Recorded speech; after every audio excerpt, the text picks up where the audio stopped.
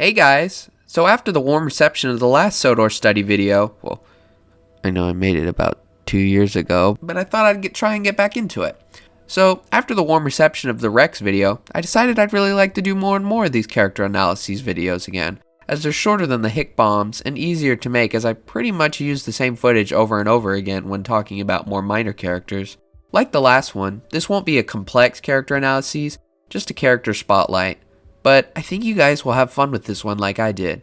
So I thought I'd talk about a bit more of a simple, but yet surprisingly still more complex character than you think. One that's not really as complex as Rex per se, but is still more than what meets the eye, and that I think deserves more love, and that I think is often overlooked and kinda somewhat forgotten about that no one really thinks about. And that's Connor. You heard me, Connor.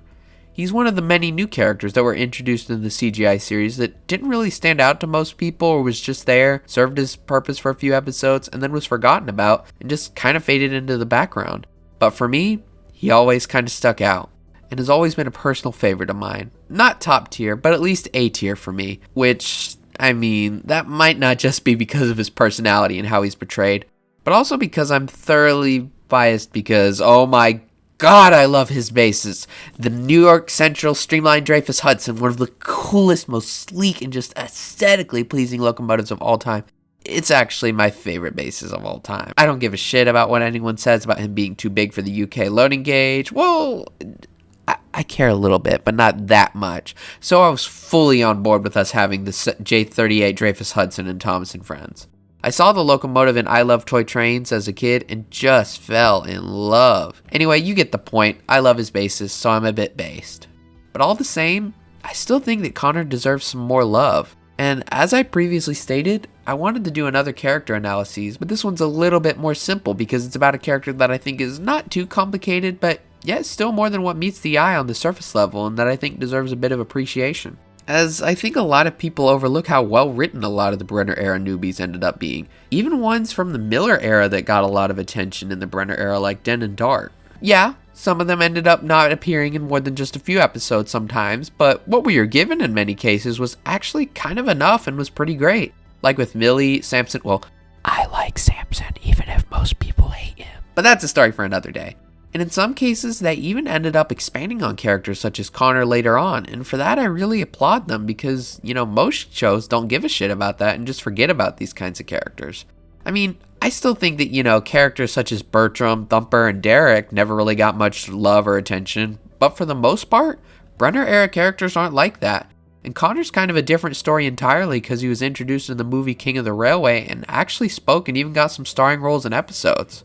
But I still feel like he deserves much more appreciation. I also want to just spread love for Connor too because I just think he's a great guy and just a lovable character. And luckily for a Connor stan like me, there's a series out there all about him called Quest 89, which I highly recommend you check out. So anyway, let's just get right on into why I think Connor is so underrated, awesome, and just a pretty great simplistic but yet still kind of complex character, and why I think he deserves more love. 1. He's an archetype done right with expansion. So Connor is kind of an archetype character in a way, meaning that he's based on a certain type of symbol character, but he's still more than that. So what type of archetype character am I talking about? Well, in a way, I feel like Connor is kind of a bit of a, not necessarily a Chad, because I feel like that's an overstatement, because he's not like an asshole or anything. Connor is more like, I'm going to use an analogy really quick to explain it.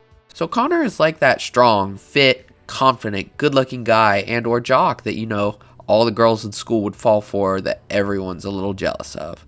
But also the kind of guy that is so nice and down to earth that you can't help but not hate and instead like him, even if he might have a bit of an ego. But Connor's still much more than that and actually has some insecurities as shown in the show. He can be prone to worry about things that suddenly change in his life.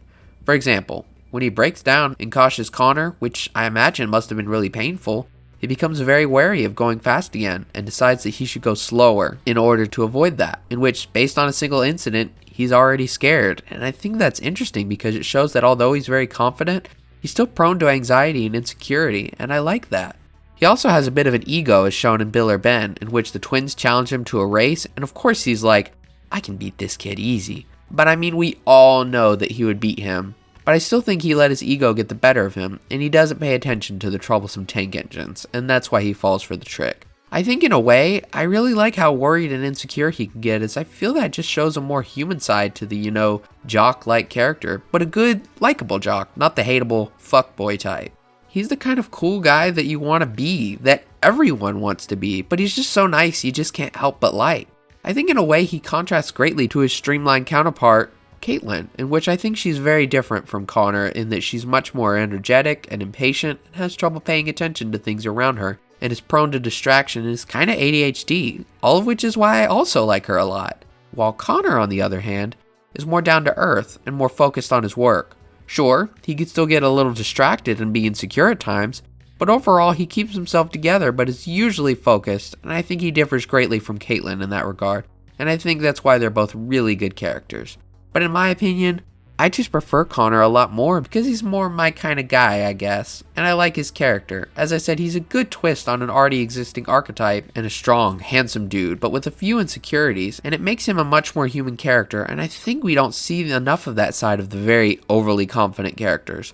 For example, we see some of James's insecurities in season 20, which is one of the best arcs of the whole show, and I really like that. But Gordon, on the other hand, I feel like we don't see that enough, but when we do, it rules. Like in Squeak, Rattle, and Roll, It's Good to Be Gordon, or Respect for Gordon, where we get to see a more insecure side of Gordon as he demands respect or that he feels he's growing old. And I really love that Connor is just yet another character which we see a really interesting spin on an existing archetype, but with a couple of layers of complexity added onto it.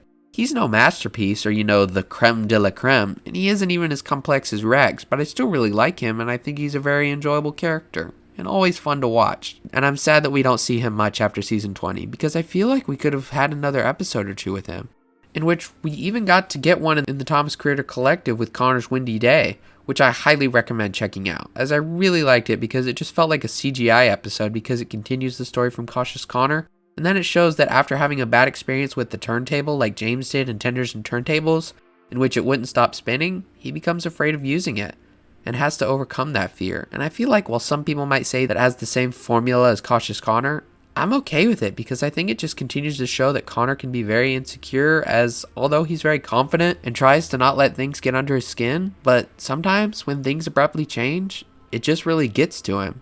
I think he just likes things to be exactly the way they are consistently with no change, because if not, it causes him to become distracted and even insecure. I think everything has to be perfectly the way it should be for Connor to feel confident, and sometimes while the engines may tease him and he doesn't let it get to him, but when he does, it really bothers him more than you'd think. And I think it would have been really cool to see some other engines teasing him like Ari and Bert or something, as I think it could have created some great interactions and character moments, and I feel like it could have expanded upon those insecurities because while on one hand, Connor's usually very confident and keeps himself together, like when he's racing against Gordon and Spencer for example, and doesn't mind a little bit of a change of pace, but I think he usually likes his schedule to be exactly the same, and when something drastically changes, he gets worried, and I think that's kind of telling, as maybe sometime in his past something really bad happened and he couldn't fix it and there was nothing he could do. And as a result, like many of us, one single really bad experience can change our perception of things. So I think maybe that kind of reveals some depth. Maybe I'm just looking into it too much, but I hope you guys have as much fun with these characters as I am, because it's really cool to have your own headcanons and interpretations. But that's a story for another video, and I'd love to do more stories with Connor. But yeah, Connor is just a really fun character that I really like thinking about and stuff. Like I said before, he's nothing too crazy or complex, but he doesn't need to be, because in my opinion, he's still great for what he is. Simple, but still with depth, and sticks out to me personally. And he's just one of those side characters I've grown to love a fair bit. Also because I love his bases, because I just grew up watching I Love Toy Trains, and that was one of the main engines that they showed in one of those segments, and ever since I've just been in love with it. So to see it come in Thomas, I mean, come on, okay? I can't help but love it. It's a dream come true for me. I'm honestly really glad for what we got though, and I love Connor's bright color scheme, even though they're very bright, toy-like colors, and I think it would be better if he was dark blue, but I get it. And in retrospect, I still love his design a lot, and I think that I still really want to collect the rest of his merch. He's just that special to me. But once again, he's not my favorite character. In my top 50 for sure, which is actually something I'm going to talk about one day, is breaking down my thoughts on every Thomas character ever. But that's a lengthy video for another time, so for now, I'm just going to say that I really like Connor, but he is not my favorite character. Rex was a personal favorite, but Connor is one that I just have a soft spot for that I will always like and defend. So I hope I've got you guys in a bit of a Connor mood, and if you are in a Connor mood, go watch Bill or Ben, Cautious Connor, and Connor's Windy Day. I hope y'all enjoyed this video, and I'll see you guys in the next one. For now, this is Moonlight Rider 24 signing off. Bye!